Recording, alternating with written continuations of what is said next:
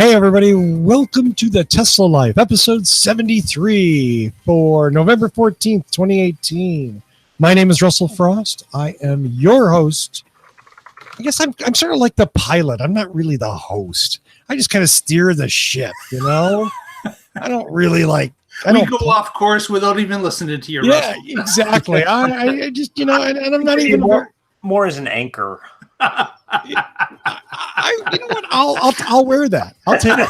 I am an anchor. I am a heavy drag on things. I'll own that.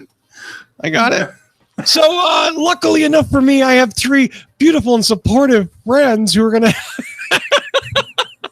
who have nothing but respect and admiration for me to do the show. Our man, my wingman on this show, and the man behind the scenes for everything, Mr. Mark Coughlin. Hello, everybody. Welcome to the show. We got a ton of news as regular, so let's get moving. That was so Canadian just now. I'm just going to say it's like two eggs side by each. You know, like we got a ton of news as regular. Oh man, I love that.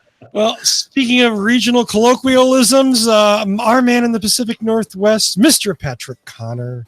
Hello from Oregon. I love being on this show. Thanks for inviting me back. I'm a Tesla owner, Tesla shareholder, major fanboy. There's the angle I'm coming from. Buckle up. It's going to be a great show. Buckle up, yes. Buckle up. Oh, Patrick. Oh, Patrick. And next to him is our man in the heartland of the United States. He has not one. Well, actually, now he's down to two. Well, he had three. You heard. Well, you do still have. Oh, no, wait. Did it go? It went. Wow. Yeah. Congratulations. Well, until very recently, he was a 3 Tesla owner. Now he's a 2 Tesla owner because he got a brand new Model 3. Dr. Evan Fusco. Hey, Paul Gusick successfully sold my Model S to someone out in Colorado, and didn't get what I was hoping for out of it, but I think I got a reasonable price out of it, and I appreciate Paul with Boulder Hybrids. I'll do the shout out now for him.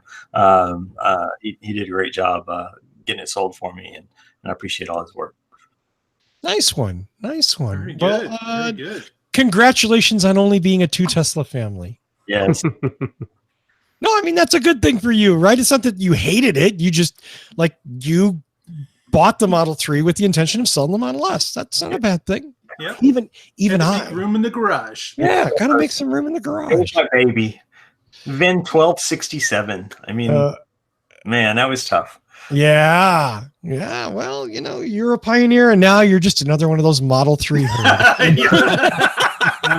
Paying for supercharging like a savage. If you'd kept it, we'd all have, early adopter. Now, yeah. Just another Model 3 guy now. Just another Model 3 antelope in the herd. Well, we have a ton. And by ton, I mean metric shit ton of news to talk about this week. We're going to start off, Mark, going into space. Boom. And we've got this cool story that was published early this week about some SpaceX Starlink speculation. And of course, the Starlink is a project that SpaceX is starting to launch. They've launched a couple of test satellites, and these are going to be communication satellites sent into a low Earth orbit. And these satellites will be, there's going to be 4,400 of them plus that are an amazing number in a low Earth orbit.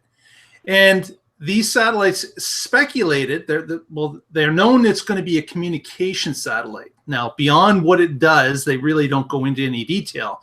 But the speculation, of course, is this is going to be some sort of a worldwide internet access between satellites and to Earth, and possibly even to space to connect other satellites to this network, where it can send signals to closer Earth points, making it a speedier transition to get data back and forth.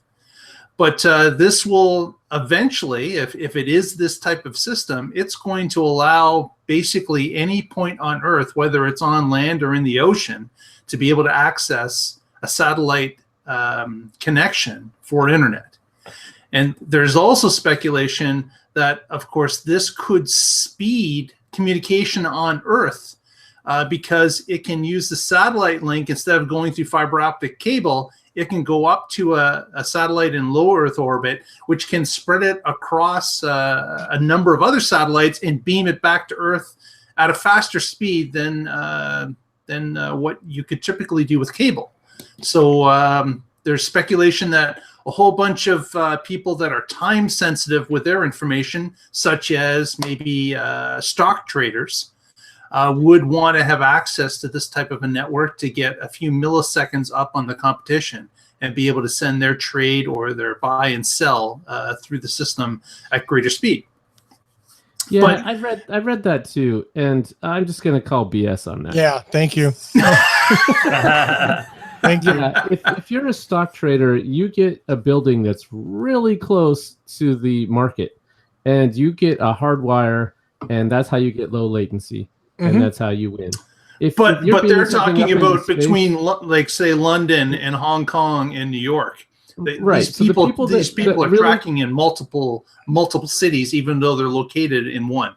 Right. So the people that care about that stuff have people on site in London, in Hong Kong, in New York, and they're not setting out in the middle of nowhere doing these transactions. So if you're worried about milliseconds in trading, this is not the solution for you. Now, it might be great for gaming or some other things, but that's just so yeah. I deal with high-speed networks, and this is not the right solution for shaving nanoseconds off your trades to beat the other guy. I want to shock everyone watching and listening tonight, and I'm going to agree 100% with Patrick. What? Whoa. Well, show is over, folks. Thanks for tuning in tonight. The apocalypse Come back has next week to the arrived. Tesla Life. It's all over. There's no show next week. It's all over. Patrick is absolutely right in that the companies that want to do these high-speed trades physically locate their buildings as close as they can to the trading houses.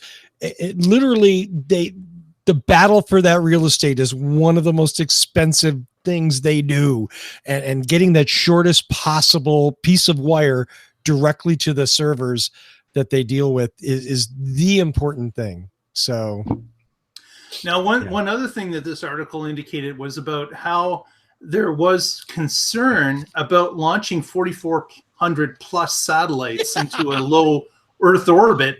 And that basically is going to double the amount of satellites that are in Earth orbit today. So we're talking about one company basically upping the amount of satellites floating around this Earth by 100%. And they also had to get their, I guess, their approval to do this. They decided they were going to pull the satellites lower to Earth even more, which is going to cause those satellites, 4,400 of them over time, some of them are going to drop out of orbit a little quicker. Right. So you're gonna have the problem that you're gonna have to be refreshing the satellites as 2 or 3 drop out of orbit in like a given quarter or a given month. So yeah, you would need to have somebody that had a rocket company. somebody, I don't know where they're going to come up with a rocket company, but this is interesting to see that they're going to be constantly maintaining satellites they're going to have to launch more of them to keep the satellites, because as a definition of a low Earth orbit, they start to drop out of orbit over time. They're on schedule. They know when they're going to drop out. They will burn up in the Earth's atmosphere. It's not like it's not going to be raining satellites down here on Earth. They will burn up, but it's more of a question of cost and launching them to replace the ones that are dropping out.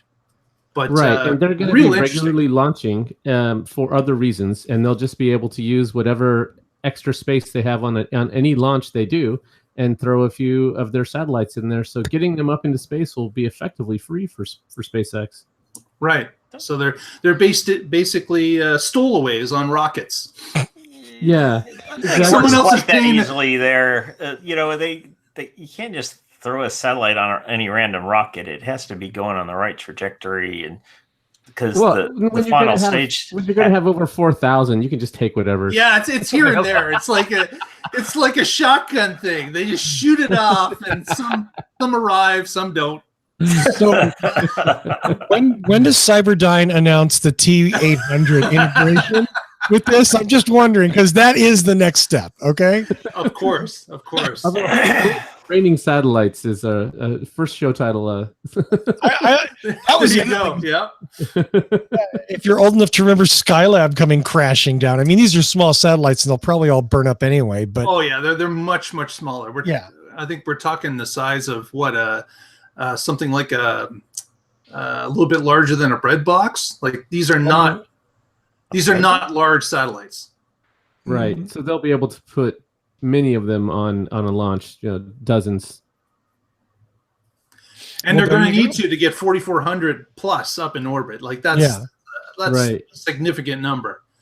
Yeah. But in this article that we have, there is like a video that you can watch, and it shows about the communication, how they bounce between satellites and between points on Earth, and how it's faster than fiber optic cable that's laid underneath the ocean. So take a look. It's quite interesting.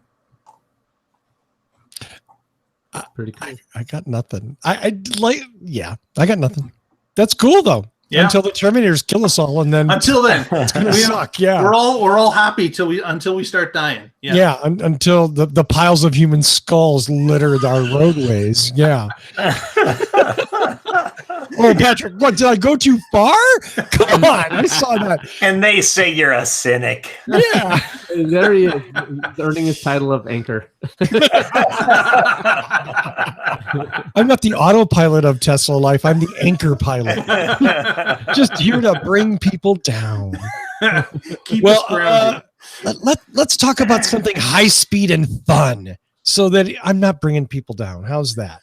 Patrick's got the next story for us. Thank you, Patrick. Yeah, speaking of being down on the earth and going fast, here is Tesla Track Mode being rolled out. We've got an article on Teslarati talking about this cool new feature that's rolling out. Started on the 8th. And from what I've seen, this is one of the quickest from a feature or a new software version being announced to it being rolled out to people that own the car. So we've got 3 Model 3 owners on the show. Do any of you guys have the performance version of the car? Nope. Nope, me neither. Yeah, so I don't get to enjoy this fun, but that's okay. For the people that paid for it, I hope you are enjoying it. So there's a lot of new little features that this is rolling out. Go ahead. And for people that do own it, I would say start banking some money away for tires. Yeah, if you have track mode on your car, normally with an EV, you have regenerative braking and your brake pads are going to last forever. If you're going on the track, no, you can expect to buy new brake pads the next day. And new tires the next week. So these definitely cause some wear and tear on your vehicle. It's got a lot of cool features that they talk about in here for how they control the torque and how they control the braking and how the battery cooling kicks into overdrive and they overcool the battery pack so that you have some buffer built in there, and how it keeps it on maximum cooling, overclocking their cooling system so that you can have more track time without your drivetrain or batteries overheating. Tesla knows they've learned a few things from the complaints that owners have had with the S on the track, and they've made a lot of great improvements for the 3, and here we are seeing them. One of our Twitter followers, and of course you can be a Twitter follower too by just going to @TheTeslaLife and joining.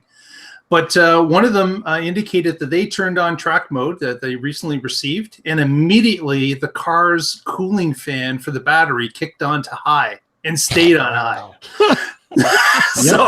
So it was it's preparing for someone to put it through like a good run. Like obviously the battery pack has to be cool, and it's not taking any chances. It flips it into high, and then the fan is a humming as soon as you turn it on. Exactly. Yep. Cool stuff. Haha, cool.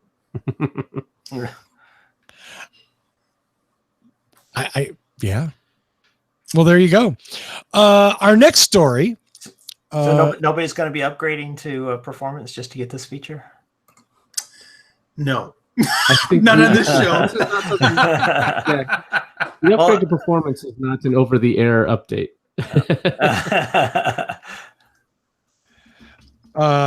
Yeah. There you go.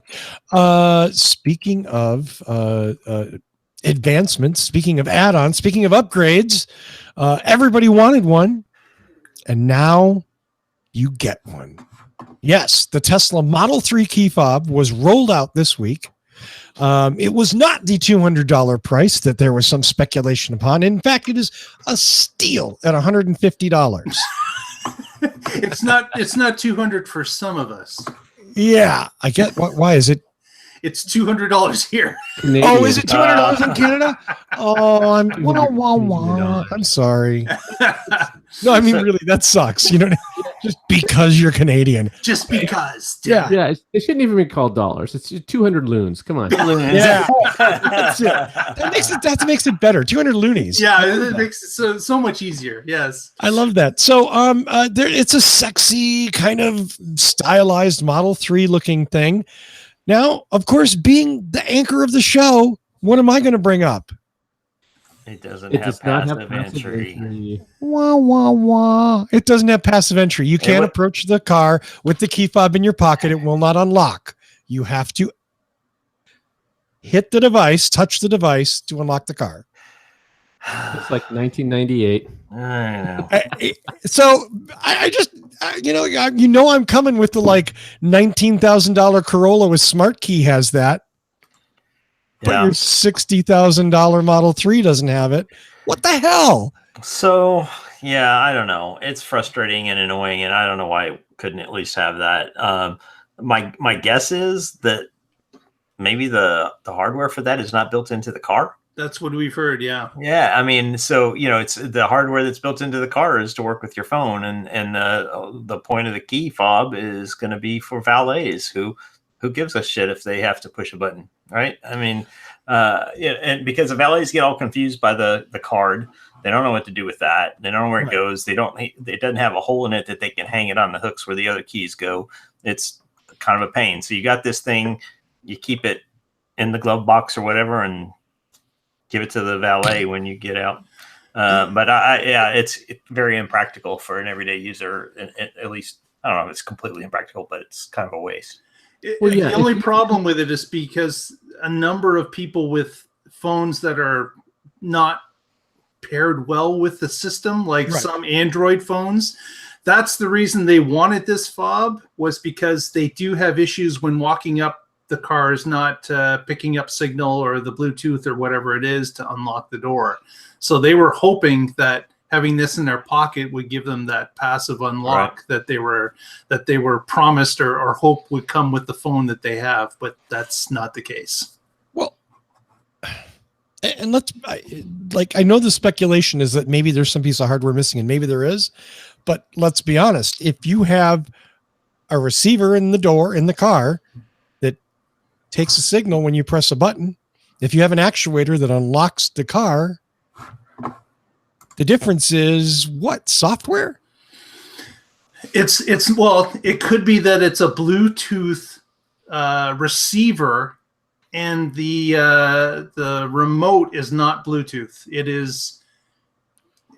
It's a different protocol. Oh, okay. Well, yeah.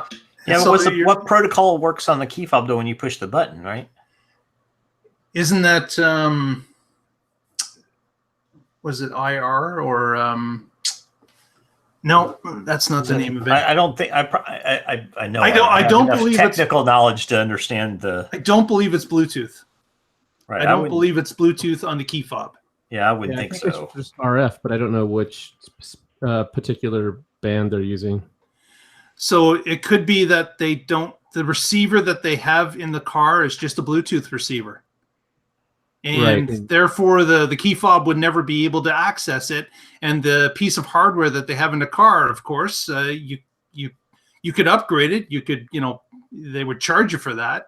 Well, the receiver in the car has to be RF too if the key fob works when you push the button. But that's true. How could you unlock the door? Right. So there has receive? I suspect there's a two-way communication piece that's missing. Somehow the car has to let the fob has to let the car know that it's there, and vice versa. And so I don't. There's got to be some other underlying thing, and I don't know anything about that crap, so I'm not going to pretend. And here's another twist for Canadians. That of course the summon feature does not work in Canada because they won't allow it to work with the phone alone. You must have a key fob in order for the summon feature to work in Canada. So the speculation is that the part of the reason of releasing the key fob was that the summon feature would be able to work in Canada because of regulation. So, and then now people up here are complaining, well, I can't use the summon feature because I don't have a key fob, and now you want to pay $200 to get a key fob. So there's a lot of, back and forth about what's going on with this. So it's and of course, as soon as they released it, I think they were sold out immediately. So that's another thing that I don't know if they've restocked since the first sold out, but they might have. But certainly, it sounds like it's a hot item. A lot of people are grabbing it. Yeah, if you were having phone problems, this is just an easy solution, and it's a fob, and you click on it, your door opens. You don't have to worry about anything about pulling out your phone and going to some app or enabling or disabling Bluetooth. It's just a whole lot easier. Yeah. It'd be a lot better if it had passive entry, but it doesn't, and that's not necessarily horrible. I'm not going to get one. There's no reason. Phone works great for me, and if this had passive entry, I would consider it, but it doesn't, so things are fine. Yeah, if I could get my hands on one, maybe if the price comes down or something, I may get one and just keep it in a Altoids tin in the car for valets. But that would be my only justification for it. Yeah. Okay. There you go. Well, from a key fob that only does some things to an employee that did some really naughty things. And this is a super interesting article, which I have to admit, even though I've done a ton of reading on it, I don't exactly understand all the ramifications of this. And I feel like there's an underlying story, or there's some backstory here that is going to come out at some point, and we're all going to be like, whoa. So Department of Justice has charged a former Tesla employee, Salil Parulakar. I'm going to screw up this name. My apologies. Salil Parulakar. That was my best shot. Parulakar. Apologize to him. Probably Parulakar. Yeah. Dude embezzled $10 million. Allegedly. Now, no, but the best part about it is he didn't get the money. He embezzled it on behalf of someone else. A company got the money. As far as we know, his crime was redirecting this money from one company that it was supposed to go to another company that was no longer doing business with Tesla and shouldn't have gotten the money. We don't know why he did it. We don't know that the Department of Justice has not said anything about whether or not he got kickbacks or favors or anything like that. All they've said is that he redirected this money. This was not what Tesla wanted, and it qualifies as embezzlement. $10 million. And weren't there some false identity charges too? He was faking some identity to collect some of the money. Yeah, it was like the fake company. It was going to a company that the funds weren't supposed to go to, and it's almost like, was it wire fraud or was something along that line as well, that he was directing the funds to a company that either didn't exist or wasn't doing business with Tesla, but they somehow got them to sign that they were supposed to receive payment, and Tesla made the payment to the company that they weren't supposed to. So, I think he forged some documents was the identity thing. Okay. So the interesting thing about this for me isn't so much that they caught some dude refunneling $10 million is how did they find this out? Well, probably when the company that was supposed to get it didn't get it, they're like, where's my money, bro? $10 million. You're not just like, taking the quarter out of the cash register. They might notice this much. Yeah, I don't know. I think the interesting Could it be that Tesla reported it and the DOJ tweaked it? Could be. DOJ might have.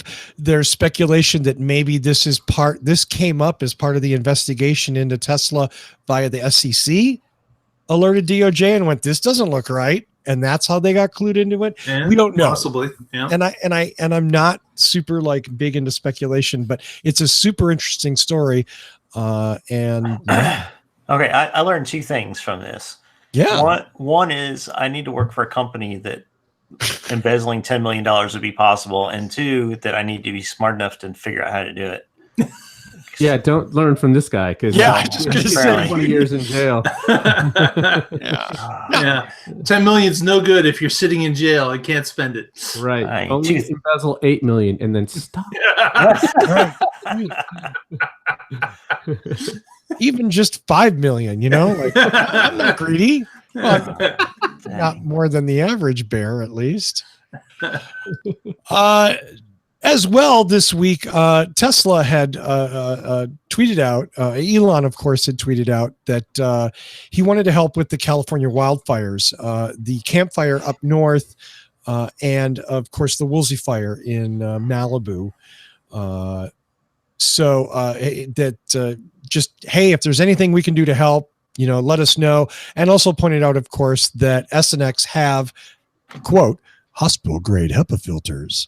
So if you were moving people around in the smoky environment, and if any of you've seen the videos, some of the videos are horrifying of cars driving down freeways with shooting flames on each side and cinders and stuff. We've seen pictures of cars that were just destroyed, and some cars that weren't destroyed that were just burned pretty badly, but were able to keep moving. So that's certainly an advantage if you're a Tesla owner. Absolutely. There was a video of someone driving in the Malibu area, and you got those cinders burning and everything blowing on both sides of the car, and it looks like it's dark, like it looks like it's in the middle of the night that it's happening. And then like 2 minutes later, they break through the smoke, and there it is, a sunny day on the coast. And it's like it looks like it's a wonderful day. It's just that this hell is burning behind them, and they were able to drive through it and pop through the smoke on the other side. That's all. Yeah. Yep. Yeah. So last summer, I was driving around, and we had fires here in Oregon, and we were going through some areas that were really smoky, and especially around Crater Lake. And it was really great to have that HEPA filter. Okay, it's smoky. Make sure all the windows are up and turn it on biohazard defense mode, and there you go. Now we can breathe again. It was really nice. So it worked really well for you guys. Absolutely. Yep. It's amazing. Yeah, I mean, I'm a big fan of that stuff. I think it's cool. I've owned a vehicle that had similar but much, much, much more reduced features, and I used to use it all the time, and I enjoy that. The idea that the car company would add something that would make the environment in the car healthier, more pleasant, that's a really good thing. But it's kind of a subtle thing that most people don't use all the time. They don't appreciate. Yeah, I only use it when I'm following a Volkswagen. Right? That's the other time, right? You get behind the school bus. It's like, oh God, no, please. Oh man, the Volkswagen. It just took 3 years off your life following that Volkswagen. Not anymore. Now I can get those back. Well, our next story is a theme that we touch on quite a bit here and there, and it's the theme about why the other legacy car makers not just fire up a few EV lines and start blowing EVs off in great numbers and bury Tesla while they can. And this fantastic article that we have quoted here, if you read through it, all the different pieces make complete sense as to why the legacy car makers are not doing this. And the bottom message of the article is they can't on so many levels. There are so many issues with trying to make EVs that, one is, of course, cost. One is battery availability. One is the ability that once they roll something out, their engines and battery technology is not as efficient. So they're dealing with something that's a little bit inferior to Tesla to start with. There's many, many different pieces that all add up to a world of hurt for the legacy automakers. So what did you guys think of this this article? What were your thoughts? Yeah, I agree with that assessment. There was a whole lot of things in here that I wrote that Moat article, I don't know, a year ago now, and this covered a lot of those same topics, that the legacy automakers have investors that expect dividends and profits from them. Well, to change your entire vehicle line is going to cost a whole lot of money. And people who want their quarterly dividend aren't going to put up with what? You spent how many billions to build a new line and to roll out charging infrastructure and to invest in batteries? Instead of making me my $4 a share that I want, forget that. So that's a huge one. Yeah, it's interesting to see that, you know, people that are dividend holders are certainly angry if the dividend changes or is being reduced or stops. But man, isn't that kind of short-sighted? What's going to happen to this car company when it comes right down to it over the next few years? And more electric models are coming online, and they're still left behind, and they haven't done any of it. And they haven't spent the money on R&D, and they haven't spent the money on the new factory and new lines. Their company is going to disappear, is what's going to happen. It's not going to be a reduction in dividend. It's going to be a reduction in the company.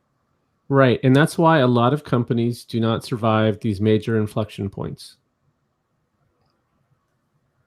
Yeah. How many buggy whip companies became car companies? Not a lot of them. Nope, absolutely not. Evan, anything on this? So I haven't read this article, I'll admit, but I guess one of the thoughts that comes to me, and it looks like they do mention a little bit on the sales and support logistics stuff, is, you know, the franchise model really in itself is a huge obstacle. There's got to be massive pushback from their dealers saying, you know, we won't make any money, right, on repairs and service and all the things that keep them going, you know, so that you go in for your oil change and they can upcharge you. There's nothing to upcharge on an EV. They don't need service. And so you don't get them in the door, and you don't get to walk them around the showroom if they're not coming in the door to get service and sell them a new car.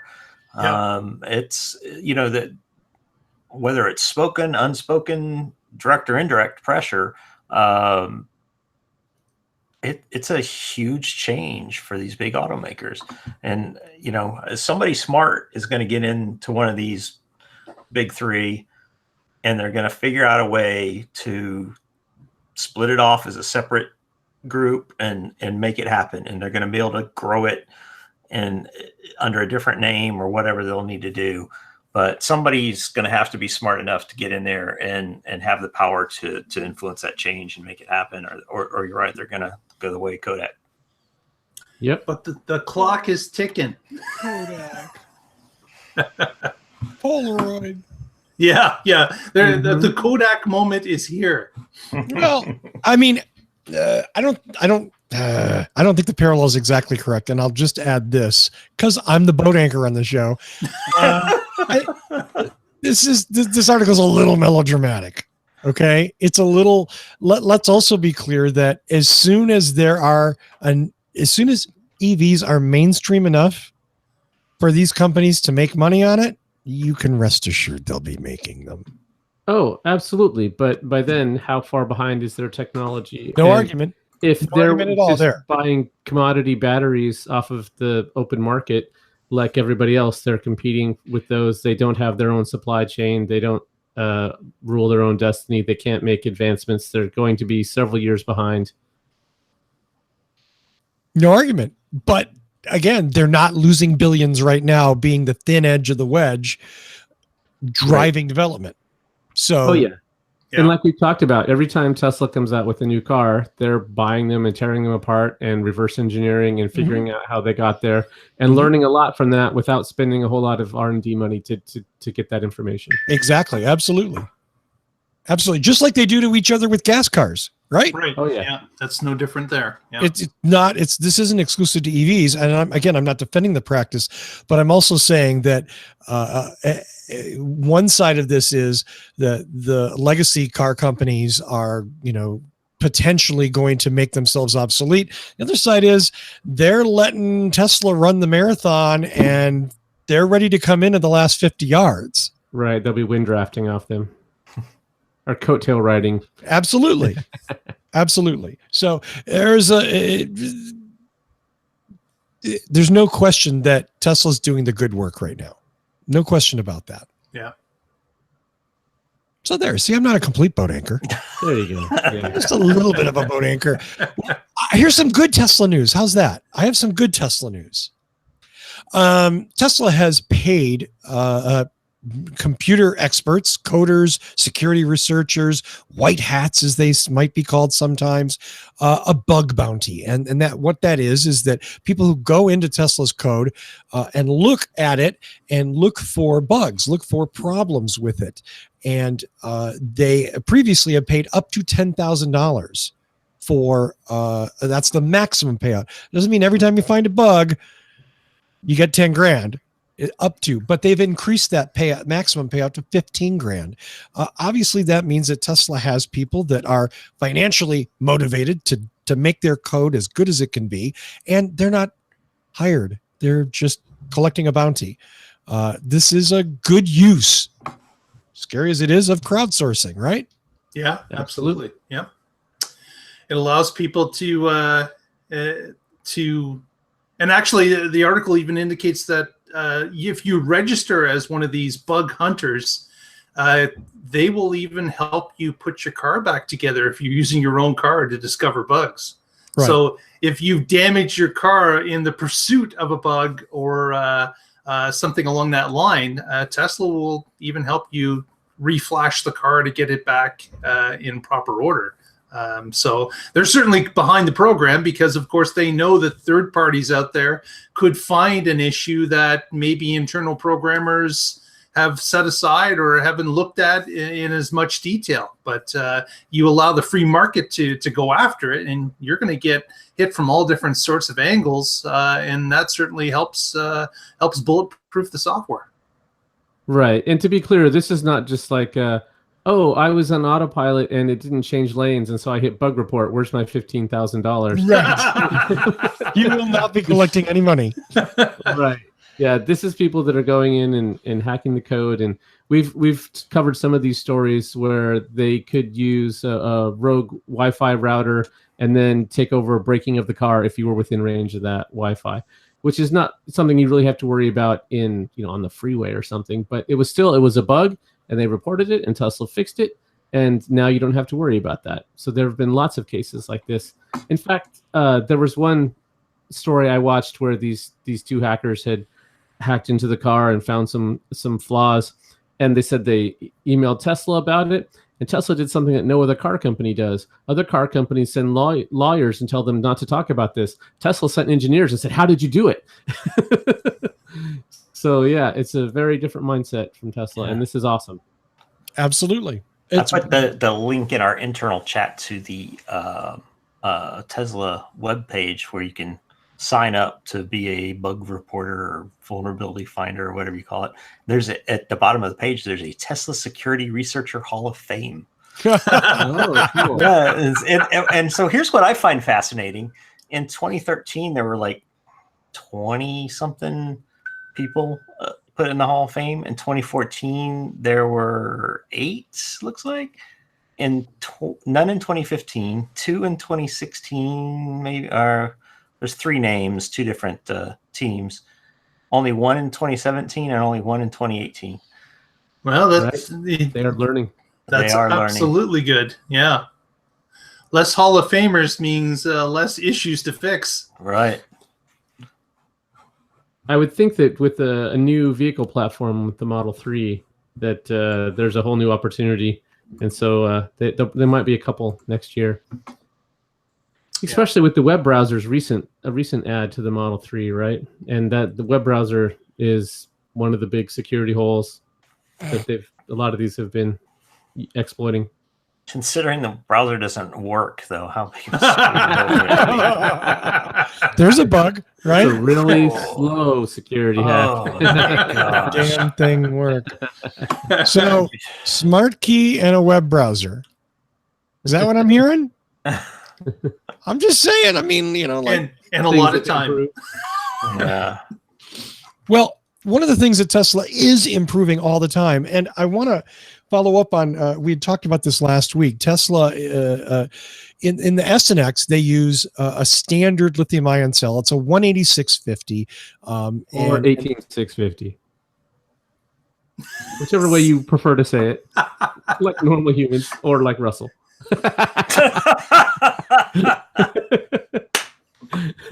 Wow.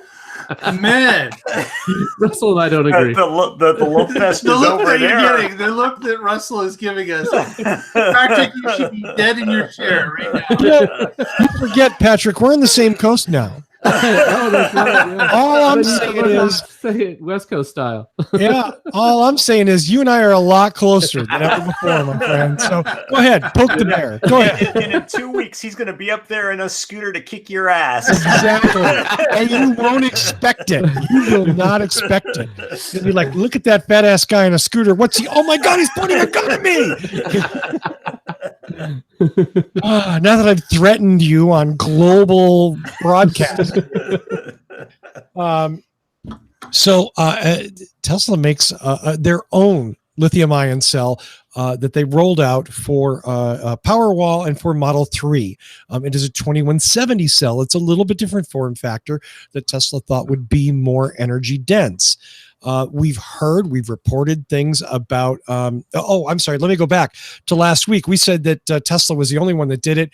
And someone in the chat room came in and said that no, oh hell, no, I don't even remember who. Samsung. Yeah, Samsung makes a 2170. They do, as well as Sanyo also makes a 2170. But the difference is the Panasonic / Tesla 2170 is their own proprietary formulation, which allegedly uses very little cobalt, which helps and is more energy dense. The other ones are just the same physical size, not necessarily the same output. Yep. Or storage. So I just wanted to clear that up since we kind of stumbled on it last week. Well, as it turns out, Electric reported this week that Tesla is working on improving the 2170 to make it lighter, better, cheaper. Well, of course they do. That's what everybody wants to do. And that is obviously the key to making Model 3 and subsequent vehicles, which will use this 2170 cell, more profitable. Also give them more range, more power. Yeah, I'm wondering if this new cell is what Tesla is waiting for to roll out the $35,000 variant. It could be because they said that there's a new line going and that's going to employ these improvements. Right. And if they're able to make the batteries more efficiently with this, and the whole point of the $35,000 vehicle is to make one more affordable. So the timing just seems like they might go together. Maybe not, but it could be. I really can't agree with you twice in the same show, Patrick. But I agree with you. Even though I made up for it with that. Well, let me extend that, though. So, Mr. 18650. Are you thinking that they would then not utilize it in the other models? Oh, no, that would just be the priority. And Okay. Yeah, I'm sure that as soon as they have that all worked out, they'll start making all of them with the new improved chemistry, if they're better, more efficient batteries. Yeah. I think that makes assumptions that are not in evidence, Mr. Kramer. And Patrick, are they using the 2170s in the S and X yet? No. I didn't think so. No. Yeah, they said they wanted to have all their 2170 dedicated to the Model 3. So they are getting the 18650s from Panasonic in Japan. That's where they're still being produced. Yeah. So next year though we might see a refresh sometime. Okay. It could. I mean, one would almost wonder why they wouldn't just put everything on 2170. Well, you know it once they switch over, you're going to have an efficiency bump. So that's less battery, less material, lower cost, higher profit. So I'm sure they're going to be all over it. But then there's the cost of retooling those vehicles and yeah, and all of the other implications, the software implications and all of that, changing that over so that that works with that. It's certainly not easy, but yeah, one would think that that's the natural follow-up is going to be getting everybody on the same battery. Or maybe there's some kind of reason that the S and the X are better on the 18650 or 18650 as you prefer. The 18650. What's that zero all about anyway? Who needs that? Yeah, well, there's that. Well, our next article comes from Teslarati, and it talks a little bit about the global assault that is now happening. Sounds violent. It was reported on the 13th, which was yesterday, that a number of different European countries are now getting alerts to the reservation holders for Model 3 that their cars are being queued up to be start of delivery. So we've got reports that people have gotten emails in Germany, France, Sweden, Norway, Italy, Belgium, Asia, and Spain. As well as the car is now being exhibited in new territories such as Hong Kong, China, and Japan. So this is more of the ramp up that's going on now on a worldwide scale, and people are getting excited in Europe that they are now being alerted that the car is queuing up to head in their direction. So just like we were all excited here in North America as different states got alerted, well, now other countries in Europe that are left-hand drive are being alerted. So no indication about right-hand drives at this point, but the left-hand drive ones that can go to countries that can support that are now being alerted about their delivery is coming. Got to think this is partly in anticipation of a slowdown after January 1st with the reduction of the tax credit here. Oh, of course. Yeah, so you've got that reduction that's going to happen, but it is going to half. It's not going to completely disappear, right. But you're right. That's probably going to play into some of it. Yeah, and this is great. Open the Model 3 up to new markets. Tesla can still sell every one they make, and that's good for their business. And that's I'm happy to see this. Yeah, yep. and I'm sure that's the same higher dollar cars that will be sold in those markets. So you're looking at the all-wheel drive and the rear-wheel drive premium. Those will be the first most likely to go out. That would make sense. Yeah. Right. Well, but Europeans are all over this. In fact, we had an Aussie on the Twitter feed that kept saying, "What about us? Don't forget about us. We want our car here and as quickly as possible as well." But there are issues when it moves to the other side of the right-hand drive vehicle. That's going to be they haven't made those cars yet. There's going to be some more time before they start pumping out those cars with the right-hand drive. So there are some that will have to wait. Britain is another example of a European country that's going to have to wait. Yeah, well, Britain's got their own issues right now. They're swimming in their own hell broth right now. So I think Tesla's gonna worry them too much. Next up, an interesting observation from a Tesla owner on Insight. Go ahead. Sorry, just clearing my No. Evan, take it away. No. Go ahead. Oh, okay. Well, a Tesla Model 3 owner, let me introduce this properly. A Tesla Model 3 rear-wheel drive owner claimed to lose regen capability with winter tires. Put the winter tires on. This owner said that they significantly decreased, like 50% weaker than with all-season tires. Another commenter followed that up. Now, two commenters does not make an issue. I'm going to go to Evan Fusco now for his view. So the car can't tell what kind of tires you have on. You would wonder, yeah. Okay. Because that was And- some of the insinuation, was the car and- new. And if you'll look at the video, he's in single digit centigrade temperature. Right. Okay. Yeah, the temperature does impact the regen. Dramatically. And Right. that is the sole factor going on here. Period. Story over. I mean, we can move on. Yeah. And when are you most likely to put your winter tires on? I'm going to guess that's when it's cold outside.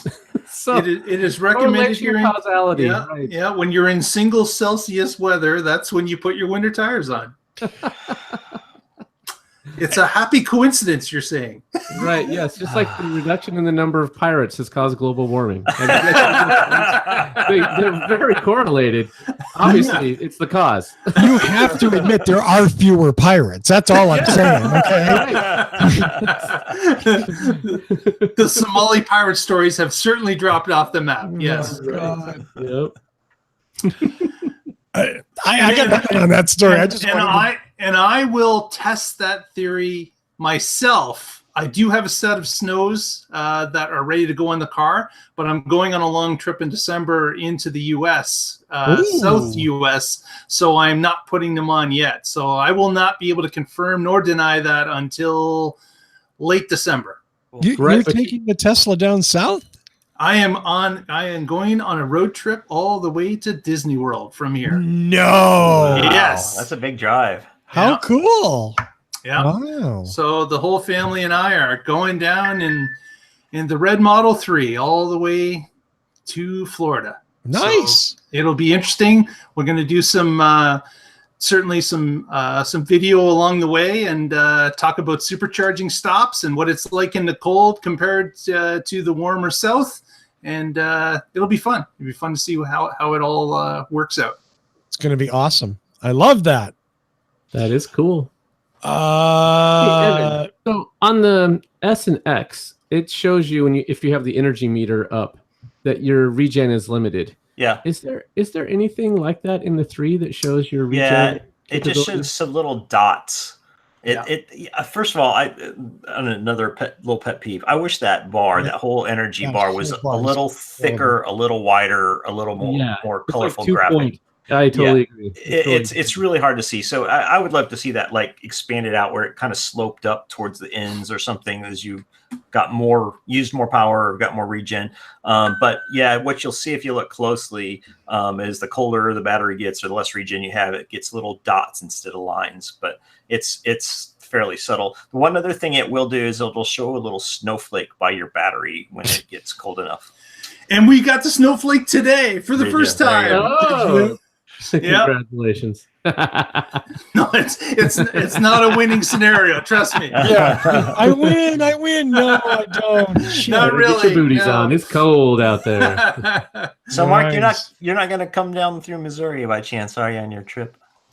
That is not really on the route. Yeah, I didn't think so. That is quite a deviation towards the west. We're thinking of doing I-85, 95 route, or possibly I-75. So, Dude, A 95. place that actually has superchargers, unlike your backyard, Evan. Yeah, I'm kidding. Yeah, well, and that's the thing. There's we could get to Evan's place. It's just that we could never leave. very true. You say that like it's a bad thing. Hotel California, Evan. Yeah, there you go. Well, our final story this week, or at least the final listed story, because Mark always has something up his You sleeve. never know. You never know. Tesla confirms that the Model 3 is getting a CCS plug in Europe, and there'll be an adapter coming for the S and the X. I In honestly Europe only. Yeah. in Europe only. And I have to admit, I don't know that much about charging in Europe. So I'm gonna hand this off to somebody who hopefully knows more about charging in Europe. Well, the CCS is not just Europe. That's prevalent Right. in the US as well. And I'm really surprised that they would limit that adapter just to Europe, which is too bad. Because, I mean, we have a CHAdeMO adapter. And when they first rolled that out, it was Japan only. And then they made it available everywhere. And I got one. and I've used it once to test it, but I've never needed it. We have a lot of CHAdeMO around here, so it's nice to know that I have it as a backup, just if for no other reason as a safety net. So now CCS is being deployed in more parts of the world. Yeah. Why not make that adapter available if people want to buy it? I would agree completely that they should be doing something along that line. But there's and what's the big difference in Europe is that they have like a Tesla plug in Europe that's differently configured than the North American one, correct? It's a different voltage or something along that line, Patrick? Yeah, I think that's the Menesquez plug. I'm not sure. I don't know the European stuff very well. And there were some regulations that said that they had to use a common adapter, a common plug. They couldn't use a proprietary plug. It violated some local law. So I don't think Tesla did it just because they wanted to be different. No, they did it because they had to comply with EU law that said you can't use this. You have to use one thing that's a standard, and that's part of that whole EU song and dance. And this photo that we're showing is official from Tesla, so it's not a mock-up. This is what it actually looks like. Man, is that ugly! Oh, I'm so it's kidding. Not elegant and pretty like the Tesla. I'm so kidding. You know what? It doesn't have the little Tesla LED. You're right. It's missing the little T. You know why? Because Elon took it away because they made him do an ugly plug. Well, now look. He's Hey, wait. pissed off about it. So look at this next picture. The light could just be over. off. Has it? Has it glowing. illuminated to the left? Yeah. Oh, Yeah. okay. But you can't. Wow. It is subtle on the other one. Well, it's kind of cool that it's not there unless it's illuminated. You know, Yeah.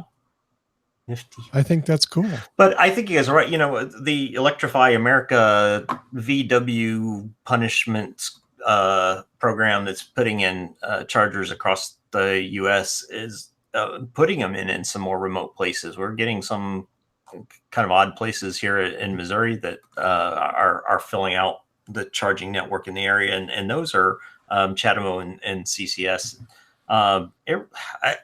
I certainly hope they change their mind and give some adapters out, because it would be handy for a lot of places that I go that there is not Tesla charging available currently. And of course the 3, even though the adapter for CHAdeMO would fit in the 3 in North America, it doesn't work.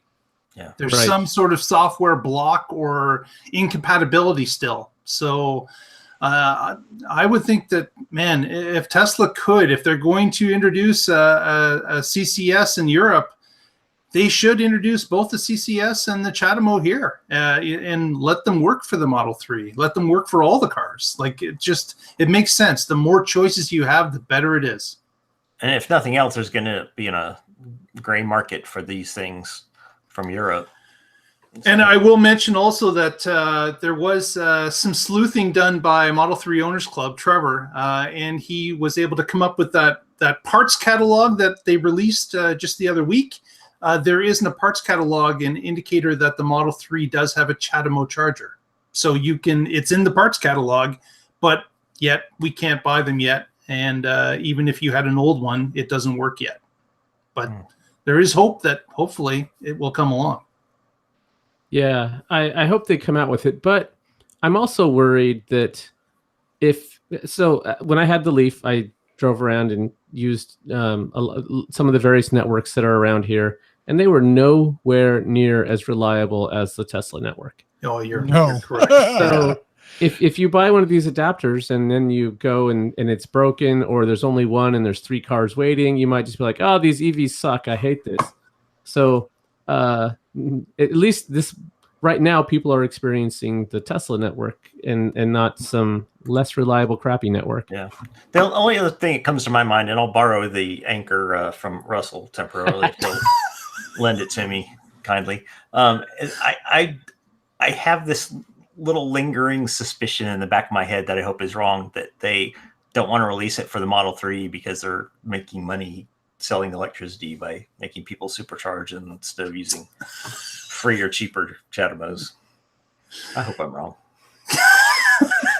I don't know how much money they actually. I don't know if it's profitable right now. I can't see how it would be that profitable, like especially in all the different not regions. Costing them money. Right. I was just going to say, is money coming in? Money's coming in. You know. Yeah, but that much.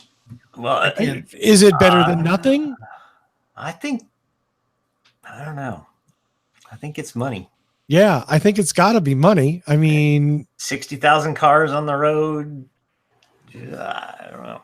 yeah, I mean, somebody's buying something, right? Yeah.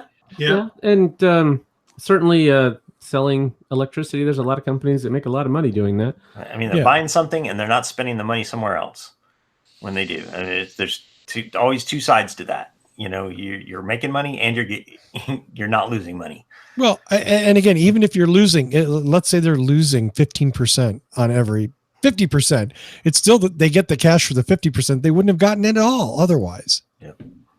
You know, I get the whole P&L thing, but it's we all know that's a very flexible world. It's a very liquid world. Yeah. But these adapters, how much business would they lose because of that? Not much. Not much. Yeah, I think not much. Yeah. The vast majority of people will decide to stick with superchargers. It's just instances where you're off a beaten path, like where Evan lives. There may be an opportunity where you could opportunity charge at a different charger based on its location to you. Right. Maybe there's a CCS charger near your work and not a Tesla charger. Right. So that would be the best one for you. Yeah.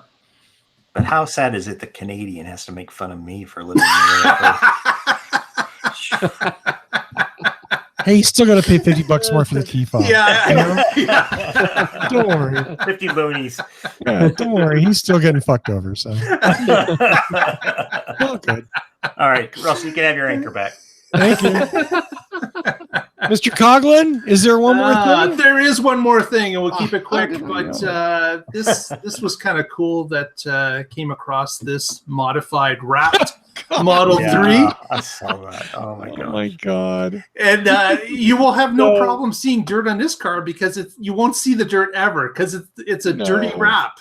No. But take a look at R2T3, of course, is the custom plate on this vehicle. So R2D2 has graced its image on the side of this gentleman's car that was just wrapped recently. And some pretty cool graphics placed on the car. I thought it was well worth mentioning. Yeah, that's neat. I got nothing. I mean, it's totally cool on one hand. On the other hand, that's horrifying.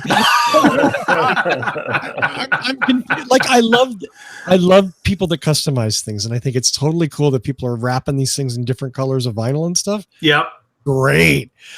But you wouldn't want to own it. Yeah. They did this, but wow, is that some rough looking artwork? You know, like wow. It looks like R2D2 has been through the Battle of the Death Star. Yeah. That is like a not a happy R2D2. No, he's not happy. He's not happy, but he's rough and rumble, ready to go. Yeah, and that's the first time I've seen those arrow wheels look appropriate. That's all I'm gonna say about that. I can't wait for the email. He hates arrow wheels. He hates arrow wheels. Go ahead, send him. Well then, let's do some shout outs and go home. How about Evan?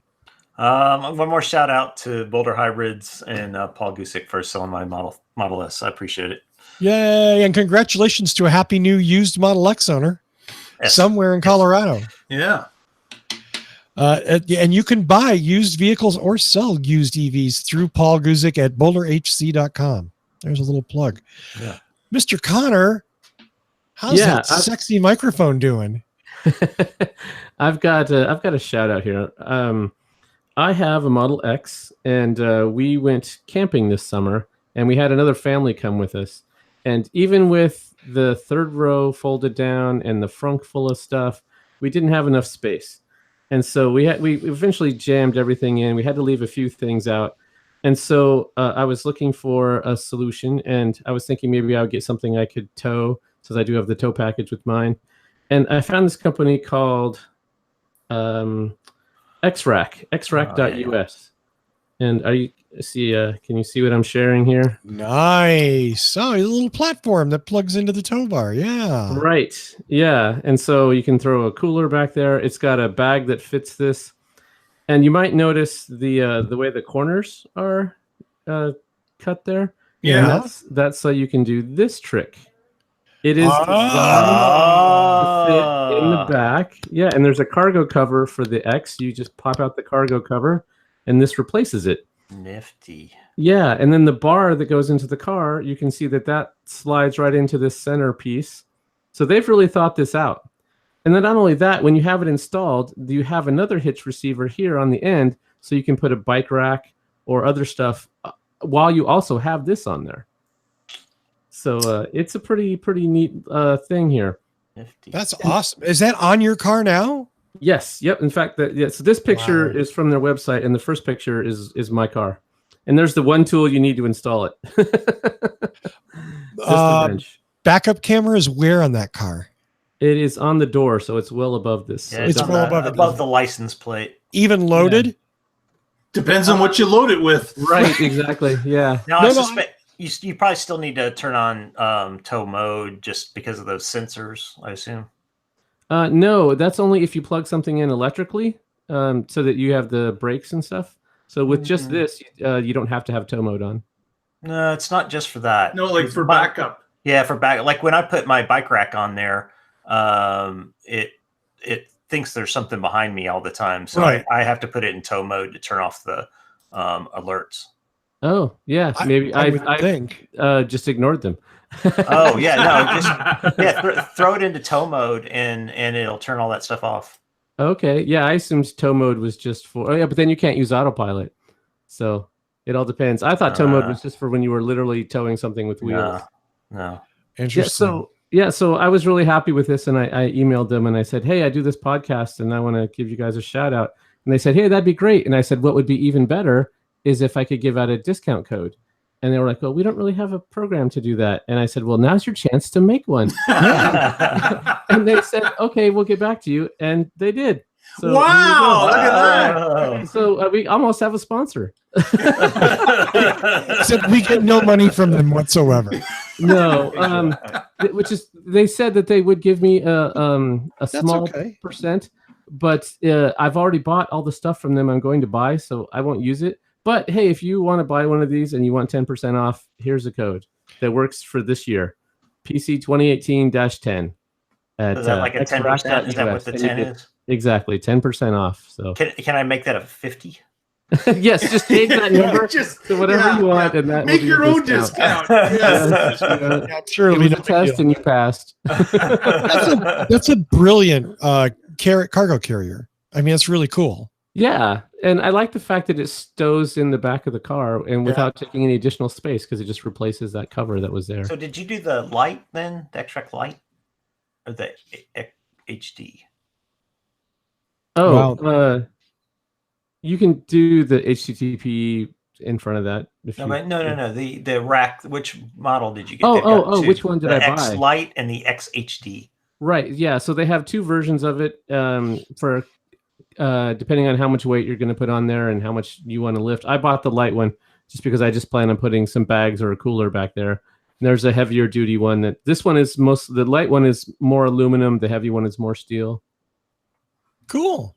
Nice. Well, I mean, and that's wonderful. It frees up space in the vehicle. And yeah, your luggage is outside. Who cares, you know?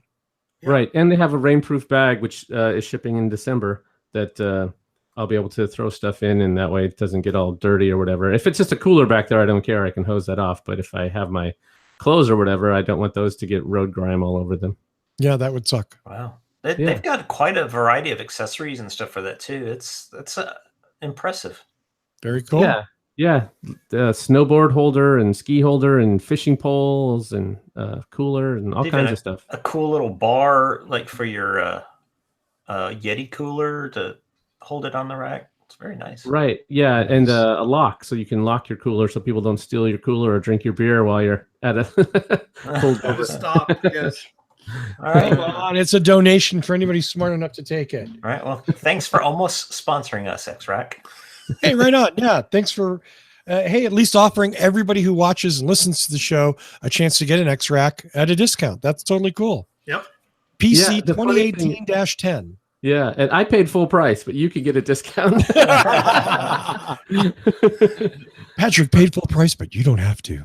That's right. Yes. Mr. Coughlin. I want to thank everyone that's been watching us this evening. Please, if you haven't already, help us out. Give us a number on YouTube by pressing that subscribe button and making your number go up. We would really appreciate it. It costs you nothing, and it helps us out immensely. So please press that button.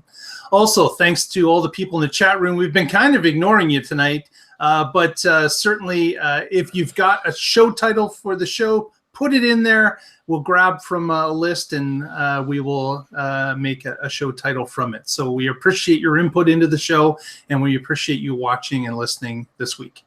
There you go. I think it's going to have something to do with me being a boat anchor. That's all I'm going to say. Hotel Missouri. Ooh, Hotel Missouri. And I saw that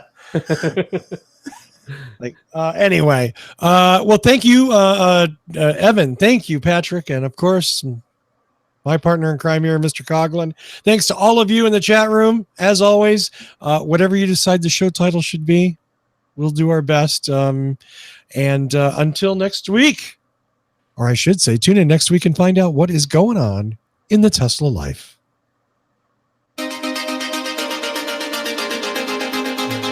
Thanks, Lee Moon. Oh, thank you, Lee Moon, for the theme music. Jesus. Somebody needs to fire me.